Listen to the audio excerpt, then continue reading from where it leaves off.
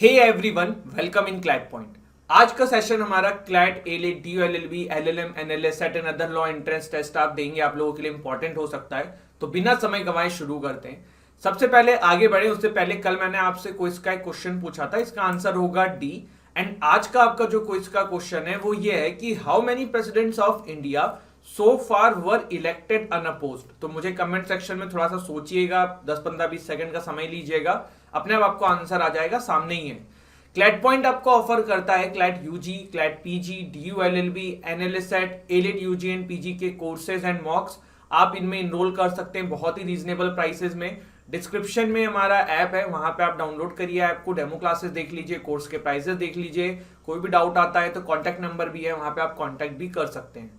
आगे बढ़े उससे पहले आप लोग आज के एडिटोरियल के जो पेजेस हैं वो देख लो। यहाँ पे देखो एक आर्टिकल आया है, ग्रैंड ओल्ड पार्टी करके, समझ ही रहे हो, कांग्रेस के रिवाइवल से रिलेटेड है। यहाँ पे देखो क्या हुआ है कि एक ना यूएस की कांग्रेस वुमेन जो है वो जम्मू कश्मीर यात्रा पे चली गई हैं और भारत को ये पसंद नहीं आया है। तो ये मतलब थोड़ा सा इस तरीके का एक आर्टिकल है जो अपने एग्जाम के पर्सपेक्टिव से खास कुछ इंपॉर्टेंट है नहीं। यहाँ पे जीएसटी सिग्नल, मैंने कल आपको एक आर्टिकल डिस्कस किया था कि लास्ट मंथ का जो रेवेन्यू इकट्ठा हुआ था जीएसटी के through, that was the highest. तो उसी से रिलेटेड ये आर्टिकल है, उसी की तारीफ लिखी गई है। ये बताया जा रहा है कि सरकार के लिए अच्छा है, इकोनॉमी रिकवरी हो रही है, इस तरीके की चीजें यहाँ पे ये जो आर्टिकल है डिस्कस किया जाएगा। एंड इसके अलावा एडिटोरियल में तो कोई खास आर्टिकल है नहीं। चलिए, नो शॉर्ट सर्किट करके जो ये आर्टिकल है, ये बेसिकली देखो अभी इलेक्ट्रिक व्हीकल्स हमारे देश में बहुत चल रही हैं। अब एक नया ट्रेंड देख रहा है कि आप लोग स्कूटी के अंदर कोई ले रहा है तो इलेक्ट्रिक व्हीकल्स ले रहा है। ओला हो गया, एथर हो गया, ऐसे बहुत सारी कंपनियां जो हैं वो इलेक्ट्रिक व्हीकल्स लॉन्च कर रही हैं। रिसेंटली एक शार्क टैंक करके सीरियल आया था, तो आपने वहां भी देखा था कि नए नए एंटरप्रेन्योर्स जो हैं वो इलेक्ट्रॉनिक व्हीकल्स में काफी सारे स्टार्टअप लेके आ रहे हैं। अभी हुआ ना, एक बाइक थी वो इस तरीके से जल गई। ओला क्यों, यहाँ पे और भी बहुत अलग अलग कंपनीज के भी जो इलेक्ट्रिक व्हीकल्स आ रहे हैं उसमें भी इस तरीके की चीजें देखने को मिल रही है। इसी के चलते हुए काफी चिंता का विषय है ये हमारे जितने भी देश में लोग इलेक्ट्रिक व्हीकल्स को यूज कर रहे हैं, क्योंकि अभी अचानक से ना इलेक्ट्रिक व्हीकल्स की मार्केट में डिमांड जो है ना बहुत ज्यादा हाई हो गई थी। लेकिन ऐसे इंसिडेंट्स आएंगे ना तो लोग फिर हिचकिचाएंगे कि क्यों हम इलेक्ट्रिक व्हीकल्स पे स्विच हैं जब इतना रिस्क है। और ये तो एक बाइक का इंसिडेंट है, दुनिया भर में ना कारों में भी, इलेक्ट्रिक कारों में भी आग लग जाती है। तो ये मामला है, उसी पर राइटर ने आर्टिकल लिखा है। थोड़ा सा अपन देखो पहले इलेक्ट्रिक व्हीकल्स के बारे में जानते हैं। तो इलेक्ट्रिक व्हीकल्स जो है ना, ये कार्बन इमिशन को कम करने के लिए उत्तरदायी है, यूजफुल है। पेरिस एग्रीमेंट में ग्लोबल क्लाइमेट एजेंडा के दौरान ये चीज स्टैब्लिश हुई थी कि इलेक्ट्रिक व्हीकल्स का यूज किया जाएगा, इसे प्रमोट किया जाएगा। सरकार जो है इन स्टार्टअप्स को काफी सारा इसमें प्रमोशन कराती है, साथ ही साथ सब्सिडी देती है जो इलेक्ट्रिक व्हीकल्स के फील्ड में काम करते हैं। इंडिया सपोर्ट टू ईवीज जो है वो भारत का और विश्व के अलग अलग कंट्रीज का EV30 जो कैंपेन है, जो 2030 तक 30% के आसपास व्हीकल्स को इलेक्ट्रिक कन्वर्ट करने का है, उसमें भारत भी शुमार है और उसी की तरफ भारत भी काफी सारे कदम उठा रहा है। इसके अलावा भारत ने देखो COP26 ग्लासगो समिट में कहा था कि पंचमृत की बात करी थी, एडवोकेसी ऑफ क्लाइमेट चेंज में उन्होंने कहा था कि पंचमृत का यूज करते हुए हम जो है चीजों को बेटर करेंगे। मुझे कमेंट सेक्शन में आज आप लोग बताएंगे ये क्या है, फिर मैं कल आपको बताता हूँ। चैलेंजेस क्या है हमारे देश में इलेक्ट्रॉनिक व्हीकल से रिलेटेड। सबसे पहले बैटरी मैन्युफैक्चरिंग का एक चैलेंज है। हम आज भी जो है ना बैटरी को इंपोर्ट करते हैं। एक आंकड़ा देखा जाए तो $1 बिलियन के आसपास की लिथियम ऑयल सेल्स आपने 2021 में इंपोर्ट करी थी। तो फिर आप डिपेंडेंसी बाहरी कंट्रीज पे है और इससे थोड़ा सा कॉस्ट हाई जा रहा है, क्योंकि जब आप इंपोर्ट करते हो तो काफी सारी कस्टम ड्यूटी लगती है। तो मैं आपको इसका एग्जांपल बताता हूँ। जितने भी यहाँ पे जिम फ्रीक होंगे जो जिम जाते हैं, या फिर जिन्होंने कभी जिम के बारे में गए होंगे, देखा होगा, वहां पे ना लोग प्रोटीन का यूज करते हैं, ठीक है। और प्रोटीन कोई खराब चीज नहीं है, सप्लीमेंट होता है, आपको नॉर्मल भी चाहिए होता है, तो ठीक है। तो प्रोटीन जो है ना वो बाहरी कंट्रीज में ना जो 3,000-4,000 का आता है ना, वो इंडिया में 7,000-8,000 का आता है। ये एक्चुअल रियलिटी है कि जिम के बंदों के लिए ना प्रोटीन खरीदना बहुत महंगा पड़ता है। एक महीने की आप लोग अगर स्टूडेंट हो तो आप सोच भी नहीं सकते हो। तो ये प्रॉब्लम क्यों है? क्योंकि बाहरी कंट्रीज में इतना कॉस्ट नहीं है, क्योंकि प्रोटीन बनाने की टेक्नोलॉजी ना इंडिया में नहीं है, दूध के थ्रू बनता है ये। अब क्या है, ये हम लोग इंपोर्ट करते हैं। तो जो डब्बा, जैसे कि कोई ओन नाम की कंपनी है वो यूएस में बना रही है, तो वो वहां पे 3,000 रुपए में 1 kg बेचती है, भारत में आते आते ना 7,000 का हो जाता है। इतना ज्यादा हैवी ड्यूटी इंपोज होती है। और अभी लास्ट 2 महीने में तो बहुत ज्यादा पैसे इस पे बढ़ गए हैं। तो उसको आप इसी से कनेक्ट करके देख लो, जो चीज आप भारत में बनाते हैं वो चीज आपको सस्ती पड़ती है, पर जब आप इंपोर्ट करते हो तो इस पर काफी सारा कॉस्ट जुड़ जाता है, जो कि एक समस्या का विषय है। तो यही यहाँ पे बात कही गई है कि भैया एक तो battery manufacturing is the issue, अगर आप बाहर से उठाओगे तो प्रॉब्लम रहेगी। दूसरा जो है ना, लैक ऑफ चार्जिंग स्टेशन। ठीक है, अब तो हर तरफ पेट्रोल पंप दिख रहे हैं, लेकिन चार्जिंग स्टेशन कहाँ है भाई? चलो ठीक है, आपने मेट्रो सिटीज में डाल दिया, दिल्ली में डाल दिया, लखनऊ में डाल दिया, आपने कोलकाता में डाल दिया। कोलकाता से किसी को 250 किलोमीटर गांव में जाना हो किसी शादी बारात के अंदर, या कोई गांव का उपभोक्ता हो, वो कैसे यूज करेगा? तो चार्जिंग स्टेशन भी काफी कम है, तो इस पे भी काम करने की जरूरत है। सिर्फ ईवी के जो सेगमेंट में व्हीकल्स बेच के काम नहीं चलेगा, जो उसकी सर्विसेज हैं वो भी प्रोवाइड करानी बहुत जरूरी है। सरकार को इस पे भी कुछ सोचना होगा कि कैसे पेट्रोल पंप को धीरे धीरे ईवी चार्जिंग स्टेशन से रिप्लेस किया जा सकता है। तो आई होप आपको इतना भी सब मामला समझ में आया हो। अब आज का जो आर्टिकल है वो यही लिखा हुआ था कि सरकार ने जो है जितने भी ऐसे बैचेस थे जिसमें इस तरीके के इंसिडेंट्स निकल रहे हैं, वो ईवी व्हीकल्स के जितने भी सेगमेंट है, जैसे ओला ने अपना पूरा बैच वापस बुला लिया है जिसमें इस तरीके की आग लगी थी। तो ये कुछ मामले हैं जो हमने देखे। अब आगे बढ़ते हैं।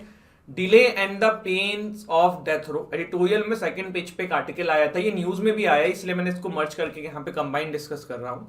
अभी हुआ क्या है, देखो एक बंदे हैं, इनका नाम है बलवंत सिंह रजोना। इनके द्वारा ना एसेसिनेशन किया गया था पंजाब के पुराने चीफ मिनिस्टर का 1995 में, जिनका नाम है बिंट सिंह। और इन्होंने ऐसा बोला था कि बिंट सिंह के ऊपर कुछ आरोप लगे थे कि इन्होंने काफी सारे सिख समुदाय के लोगों को उठा लिया था, जेल में डलवा दिया था, गायब कर दिया था, ऐसे इनके ऊपर इन्होंने आरोप लगाए थे और इसी वजह से इन्होंने इनका असैसिनेशन किया, ऐसा बोला गया। अब हुआ क्या कि इनको ना डेथ सेंटेंस मिल गया, लेकिन ये बहुत समय से वेट कर रहे हैं और आज तक इनका डेथ सेंटेंस क्लियर नहीं हुआ है।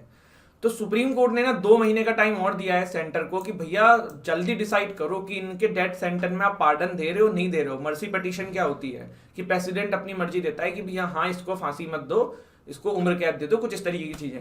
लेकिन ये जो है ना डिसाइड नहीं हो पा रहा है। कारण क्या है कि देखो गवर्नमेंट भी इस बात से घबरा रही है कि अगर कुछ ऐसा करेंगे तो लोगों के मन में ये आएगा कि चीफ मिनिस्टर को जिसने मारा है आप उसको मर्सी पिटीशन में मर्सी दे रहे हो।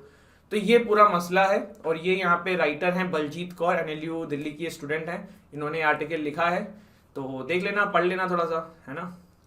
चलिए, no one can be force to get vaccinated, Supreme Court का एक स्टेटमेंट आया है और इन्होंने यहाँ पे ऐसा बोला है कि no one can be force to get vaccinated. एक केस था Jacob Puliyel versus Union of India, 2022 का ये केस है। इसी में सुप्रीम कोर्ट ने ये बात कही है कि no one can be force to get vaccinated. भैया आपकी अपनी अपनी मर्जी है, पर यहाँ पे सुप्रीम कोर्ट ने तो ऐसी बात कह दी है। लेकिन आदमी करे तो करे क्या, बिना वैक्सीन के कैसे जाएगा? बिना वैक्सीन के आप एयरपोर्ट में किसी दूसरी जगह पे उड़ने जाओ, वहां पे वैक्सीनेशन सर्टिफिकेट मांगते हैं। बड़े बड़े खिलाड़ी हैं, डिजोकोविक का तो याद ही होगा आपको, ऑस्ट्रेलिया ओपन से ही बाहर हो गए थे। तो वैक्सीनेशन तो भाई करा ही लो, बेटर है। बट यहाँ पे सुप्रीम कोर्ट ने कहा है कि no one can be force to get vaccinated. Supreme Court ने यहाँ पे ये कहा है कि personal autonomy of an individual is recognized fact of the protection guaranteed under Article 21 right to life encompasses the right to refuse to undergo any medical treatment। इसीलिए हमारे article 21 को ना अम्ब्रेला प्रोविजन बोलते हैं। इसको अम्ब्रेला प्रोविजन क्यों बोलते हैं पता है आपको? जैसे ये देखो, अम्ब्रेला को उल्टा कर दो, ठीक है, कुछ इस तरीके का स्ट्रक्चर बनेगा, सब कुछ आ जाएगा उसमें। तो आर्टिकल 21 में क्या नहीं आता है? स्पीडी ट्रायल आर्टिकल 21 में, डेथ सेंटेंस के अगेंस्ट में आर्टिकल 21 में, आपको गलत तरीके से कैद करके रख रखा है तो आर्टिकल 21 में, रिप्रोडक्टिव राइट से रिलेटेड आर्टिकल 21 में, दुनिया भर के सारे जो भी आपके राइट टू इंटरनेट आर्टिकल 21 में। तो सारी चीजें जो है ना वो आर्टिकल 21 में ही चली जाती हैं। तो वो हमने यहाँ पे देखा। 3157 cases positive rate up at 1.07%। भैया ये एक अच्छी खबर नहीं है। क्या हम लॉकडाउन की तरफ बढ़ रहे हैं? Question mark. 3157 केसेस आ चुके हैं, 1.07% की पॉजिटिव रेट है, तो it's not good for India. वापस से थोड़ा सा प्रिकॉशन रखना शुरू करो यार। EC send notice to Soren over office of profit allegation. देखो ये झारखंड से काफी समय से ये मामला चल रहा है और न्यूज में आ भी नहीं रहा था, इसलिए मैं कवर नहीं किया अभी तक, पर आज कर रहा हूँ।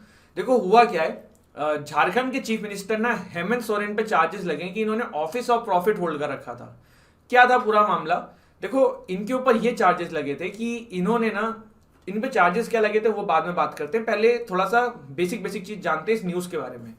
इलेक्शन कमीशन ने नोटिस सेंड किया है झारखंड के चीफ मिनिस्टर हेमंत सोरेन को कि इन्होंने ऑफिस ऑफ प्रॉफिट जो है उसके इनके ऊपर चार्ज लगे हुए हैं। क्या ऑफिस ऑफ प्रॉफिट इन्होंने होल्ड किया था? तो allotment of mining lease in his name last year. जो कोल माइनिंग लीज होती है ना, वो इन्होंने अपने नाम पे एलोकेट करा रखी थी, ऐसा इनके ऊपर चार्जेस लगे हैं। Under section 9A of RPA act 1951 Soren could be face disqualification entering into a government contract. देखो कॉन्स्टिट्यूशन में एक और डिस्क्वालिफिकेशन का तरीका है जिसमें ये होता है कि ऑफिस ऑफ प्रॉफिट होल्ड नहीं करते हैं, उसका अपना अलग है, वो अभी मैं आपको बताऊंगा। बट आरपीए एक्ट में भी है कि अगर आप किसी गवर्नमेंट कॉन्ट्रैक्ट में जाते हो ना तो आपको डिस्क्वालिफिकेशन फेस करना पड़ सकता है। तो यहाँ पे ये है अपोजिशन जो है भारतीय जनता पार्टी एंड ये काफी अच्छे लेवल पे डिमांड कर रहे हैं इनकी रिजाइनेशन के लिए। तो ये यहाँ पे हमने इस मामले के अंदर देखा। वैसे तो कॉन्स्टिट्यूशन में क्या प्रोविजन से देख लेते हैं। डिस्क्वालिफिकेशन क्राइटेरिया फॉर एमपी जो है ना हमारे कॉन्स्टिट्यूशन में वो आर्टिकल 102 में है, और फॉर एमएलएस जो है ना आर्टिकल 191 में है। सीधी साठ बात ये कही गई है कि अगर आप office of profit under government of India या स्टेट गवर्नमेंट होल्ड करोगे तो यू विल बी डिस्क्वालिफाइड। और भी कुछ रीजन हैं जैसे कि अनसाउंड माइंड के निकल जाओगे, अनडिस्चार्ज इंसॉल्वेंट निकल जाओगे, इंडियन सिटीजन नहीं निकलोगे, किसी और देश की आपने सिटीजनशिप ले ली तब ये मामला हो जाएगा। सुप्रीम कोर्ट ने प्रद्वैत बरदोली वर्सेस स्वप्नी रॉय 2001 का एक केस है, इसमें 4 टेस्ट दिए थे कि किस तरीके से ऑफिस ऑफ प्रॉफिट को डिफाइन किया जाएगा। सबसे पहले इन्होंने बोला था कि अगर गवर्नमेंट, आपको ये देखना है कि जो भी उस बंदे ने पोस्ट होल्ड कर रखी है, whether the government exercise control over appointment, removal and performance of the function of the office. दूसरा, office has any remuneration attached to it. तीसरा, body in which the office is held has government powers, चाहे फिर वो releasing money हो, allotment of land हो, granting licence हो etcetera, या फिर whether the office enables the holder to influence by way of patronage. ठीक है, तो ये आपको कुछ टेस्ट इस केस के थ्रू आए थे, और यहां पे जो मामला है वो आरपी एक्ट का है। इसके बाद देखिए आगे बढ़ते हैं। High court seek centre's response on petition to regulate polygamy. देखो क्या है, bigamy polygamy is a common practice तो नहीं बोलूंगा, there it used to be a common practice in Muslim people, but अब ये बहुत कम हो चुका है। लेकिन होता क्या है ना, देखिए इस्लाम में आई थिंक 5 शादीज जो हैं वो अलाउ हैं, और उसका भी अपना अपना कंडीशन है, लेकिन 5 शादियां अलाउड हैं। और काफी सारे केसेस आपने भी ऐसे सुने होंगे एंड मैंने भी देखे हुए हैं जहां पे 2 से 3 पत्नियां नॉर्मल जो हैं कुछ काफी सारे लोगों की होती हैं। उसी के ऊपर यहाँ पे दिल्ली हाई कोर्ट के अंदर मामला है, और दिल्ली हाई कोर्ट ने सेंट्रल गवर्नमेंट से कहा है कि भैया अपना इसके ऊपर कुछ बताओ, नियम कानून बताओ, आपका इसके ऊपर क्या मत है कि ये जो बाइगेमी हो रहा है, पॉलीगैमी हो रहा है, इसको रेगुलेट करना चाहिए या फिर इसको छोड़ देना चाहिए। तो वहां पे वापस से वही क्वेश्चन है कि right to practice your religion वाला मामला आ जाएगा, और फिर इक्वालिटी वाला वुमेन्स का मामला आ जाएगा। तो लेट्स सी इसमें क्या होता है ना। इसके बाद देखो अभी नेशनल लैंग्वेज पे डिबेट चल रही है, मैंने एक दिन और भी डिस्कस किया था, आज टेक्स्ट वाले पेज में एक आर्टिकल आया है तो हम इसको देख रहे हैं। तो अभी यहाँ पे देखो कुछ मामले हैं, पहले तो वो देख लेते हैं। सबसे पहले देखो हमारे कॉन्स्टिट्यूशन के अंदर अंडर आर्टिकल 343 ऑफ कॉन्स्टिट्यूशन, यहाँ पे साफ साफ कहा गया है कि official language of union shall be Hindi in Devanagari script. जब हमारा कॉन्स्टिट्यूशन इंप्लीमेंट हुआ था, कॉन्स्टिट्यूंट असेंबली के बाद जब आज़ादी हुई थी और जब ये चीज़ें आई थी, तब देखने में ये मिला था कि हिंदी को आपको ऑफिशियल लैंग्वेज बनाया था, साथ में इंग्लिश को ही 15 साल के लिए रखा था। 1963 में आसपास ना हिंदी को इंग्लिश को हटाने की कोशिश कर रही थी गवर्नमेंट, लेकिन जब देखा कि लोगों को अच्छा नहीं लग रहा है साउथ में, तो फिर उन्होंने इंग्लिश को कंटिन्यू कराया। फिर एक पॉइंट पे ऐसा आया कि साउथ में बहुत ज़्यादा डिमांड उठने लगी कि यार नहीं, हम हिंदी को नहीं करेंगे।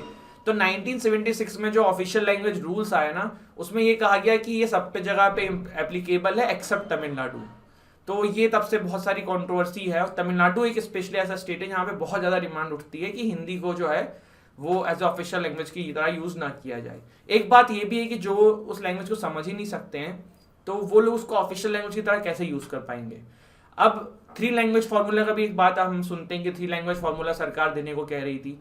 सरकार ने 3 लैंग्वेज फॉर्मूला ये कहा था कि आप जिस भी स्टेट में हो, जैसे कि आप उत्तर प्रदेश में हो, तो यहाँ पे आप हिंदी सीखो, इंग्लिश सीखो, एक यहाँ की रीजनल लैंग्वेज सीखो। तो सेम गोज इन केरला, अगर आप केरला के हो तो मलयालम सीखो, इंग्लिश सीखो और एक हिंदी सीखो। ये बात यहाँ पे सरकार ने 3 लैंग्वेज फॉर्मूला के थ्रू कही थी कि Hindi and English are compulsory, इसके अलावा आप एक अपनी रीजनल कोई सी भी लैंग्वेज उठा के सीख लीजिए। तो ये 3 लैंग्वेज फॉर्मूला था। हमने आर्टिकल्स यहाँ पे देख ही लिए हैं। 351 जो है वो यूनियन गवर्नमेंट को पावर देता है for directive to issue a directive for the development of Hindi language. ठीक है, इसके बाद देखो एक जगह है ट्रांसनिस्ट्रिया, ठीक है, ज्यादा प्रोनाउंसिएशन सही रहेगा, ट्रांसनिस्ट्रिया। वैसे तो ये देखो कोई इंडिपेंडेंट कंट्री ऑफिशियली नहीं है, बट ये इंडिपेंडेंट कंट्री है। मोल्दोवा से 1991-1992 के वॉर के बाद जब सोवियत यूनियन कोलैप्स हो गया था, ये सेल्फ डिक्लेयर कर दिया था इन्होंने अपने आप को इंडिपेंडेंट स्टेट, ऑल्दो इंटरनेशनली इनको कोई इंडिपेंडेंट रिकॉग्नाइज नहीं करता है। 2006 में यहाँ पर रेफरेंडम हुआ था जिसमें 98% के आसपास लोगों ने कहा था कि हमें रशिया में मिल जाना है, और यहाँ पे रशिया की ट्रूप्स ही है जो काफ़ी सारी है, वही चीज़ों को मैनेज करती है आज भी। और पॉपुलेशन जो है वो 4,70,000 के आसपास है, एरिया जो है 4,000 स्क्वायर किलोमीटर के आसपास है। अभी यहाँ पे देखो ना, ऐसा एक नरेटिव तैयार किया जा रहा है कि यहाँ पे जो है यूक्रेन काफ़ी सारे हमले कर रहा है ट्रांसनिस्ट्रिया में, क्योंकि यहाँ पे रशिया के सपोर्टर्स हैं। तो रशिया जो है अब इसलिए इसको इन्वेट करके प्रॉपर कंट्रोल में ले सकता है, और ये रशिया के द्वारा एक यहाँ पे उसके पीछे रीजन दिया जा सकता है कि इसलिए जो है हम इसको कंट्रोल में करना चाह रहे हैं। कहा यह भी जा रहा है कि रशिया जैसे ही ट्रांसनिस्ट्रिया को कंट्रोल ले लेगा तो ये जो पोर्ट है, आप देखिए ये ओडेसा करके जो ये पोर्ट है, ये यूक्रेन का एक इंपॉर्टेंट पोर्ट है, तो इसको भी कंट्रोल में ले लेगा। अब रशिया के पास एक रीजन भी है बोलने का कि भैया ये यूक्रेन जो है ना यहाँ पे प्रॉब्लम्स क्रिएट कर रहा है, ट्रांसनिस्ट्रिया के लोगों को तंग कर रहा है, यहाँ पे इन्वेट करने की कोशिश कर रहा है, इसलिए रशिया इनकी मदद के लिए पहुंच गया है। अब ये बात सच भी हो सकती है, क्या पता एक्चुअली में यूक्रेन ऐसा कर रहा हो, लेकिन आपको पता है जो यूरोपियन कंट्रीज हैं वो जो पर्सपेक्टिव बिल्ड करती हैं वो अपने न्यूज़पेपर्स के थ्रू करती हैं, यूएस अपने न्यूज़पेपर्स के थ्रू करता है, और वहीं से यहाँ पे भी छाप दिया जाता है चीज़ें, तो उनका जो नरेटिव है वो तो एंटी रशिया रहता ही है। तो ये भी एक प्रॉब्लम है जिसके लिए प्रॉपर जो सच्चाई है वो तो हम किसी को नहीं पता है, बट फिलहाल जो चीज़ें दिख रही हैं वो यही है। ठीक है, इसके बाद देखिए यूनाइटेड नेशन ने May 3 को as a world press freedom day की तरह अनाउंस किया है, एंड इस बार की जो थीम है वो है जर्नलिज्म अंडर डिजिटल सीज, तो ध्यान रखिएगा ये।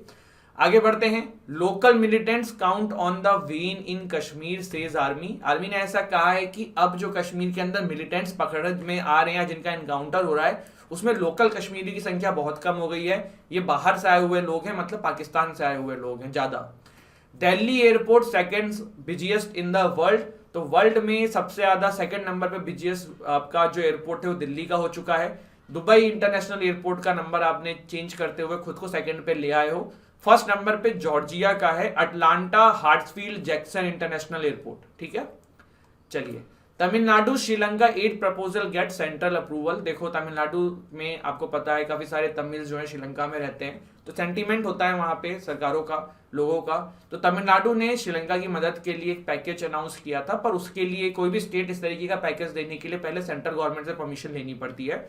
सेंट्रल गवर्नमेंट की अप्रूवल मिल गई है, और इसी के बाद एम के स्टैनली जी ने जो है गवर्नमेंट को थैंक यू भी बोला है, श्रीलंका की मदद के लिए उन्होंने एड भी प्रोवाइड करी है।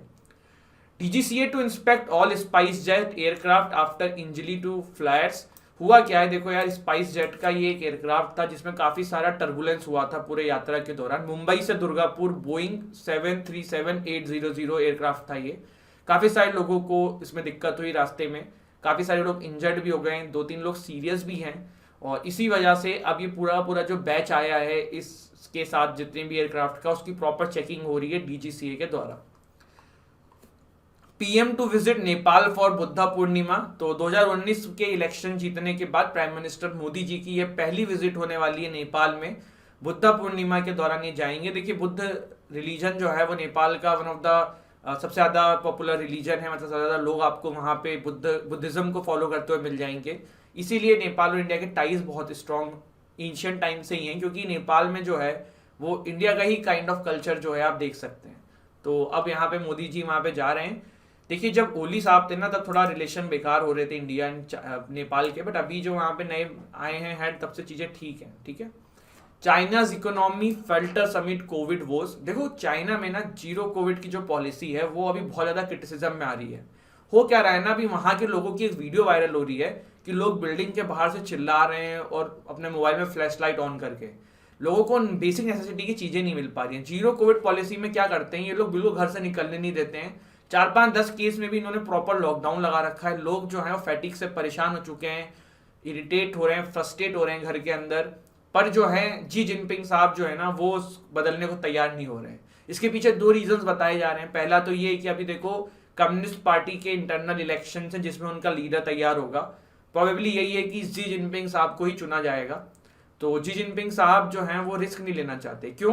क्योंकि ये जीरो कोविड की जो पॉलिसी है ना, ये जी जिनपिंग जी के द्वारा ही दी गई थी। इन्होंने ये विचार रखा था और इसको फिर इंप्लीमेंट किया था। अब ये अपनी पॉलिसी से अगर बैक कर जाएंगे तो इनका फिर काफी, आप कह सकते हो, क्रिटिसिज्म हो सकता है, ये कमजोर नजर आएंगे। तो ये भी एक बहुत बड़ी चीज है। तो इसी वजह से जब लॉकडाउन लग रहा है ना, तो फिर आप इकोनॉमी जो है वो कहीं ना कहीं थोड़ी सी तो खराब होगी। लोग घर से काम भी नहीं निकलेंगे, लोग घरों में ही रहेंगे। तो ये चीजें हैं, वहां पे काफी जगहों पे ये जीरो कोविड पॉलिसी के चक्कर में काफी प्रॉब्लम्स लोगों को फेस करनी पड़ रही है। तो this is it. And last में हमारा आर्टिकल है, Tunisia announces national dialogue without opposition. देखो, ट्यूनीशिया में काइंड ऑफ मिलिट्री कूप हुआ है, तो प्रेसिडेंट काइस सईद ने कहा है कि भैया नेशनल डायलॉग करते हैं, बात करते हैं अपोजिशन से, चीज़ों को सॉर्ट आउट करने की कोशिश करते हैं। तो ये मामला है। Tunisia announces national dialogue, China's economy falters, PM to visit Nepal for Buddha Purnima, DGCA to inspect all spice jet aircraft, Tamil Nadu Sri Lanka it proposal get centre's approval, Delhi airport second busiest in the world, local militants count on the wane in Kashmir, United Nation declared May 3 as World press freedom Day. हमने Transnistria के बारे में जाना, national language के बारे में जाना, polygamy में मामला चल रहा है, हमने वो देखा, एमपी एमएलए डिस्क्वालिफिकेशन देखा, कोविड के केसेस देखे, सुप्रीम कोर्ट ने कहा है कि no one can be forced to get vaccinated, and then हमने यहाँ पे delays and the pains of death row देखा, ईवी वाला सेक्शन देखा हमने, क्यों ईवी सेक्टर में कुछ कमियां हैं, क्या प्रॉब्लम्स हैं। क्लैट के क्लैट पॉइंट आपको ऑफर करता है CLAT UG, CLAT PG, DULLB, NLSAT, एडेड यूजीएन पीजी के कोर्सेज। इफ़ यू विश आप इसमें इनरोल कर सकते हैं। एंड कुछ टाइम का क्वेश्चन मैंने आपसे पूछ ही लिया है। इस सेशन की PDF आपको हमारे टेलीग्राम चैनल पर मिल जाएगी। एंड अगर वीडियो अच्छी लगा करे तो प्लीज़ लाइक किया करो और एक ना एक अपने ग्रुपों पे शेयर कर दिया करो, जिससे कि हम लोगों के भी जो बेस है आपके अपना क्लैट पॉइंट चैनल का, वो सबके साथ पहुंचे और लोग भी इसको देख सकें। एंड आई होप आपको वीडियो अच्छी लगी हो। Thank you so much guys. जय हिंद, जय भारत।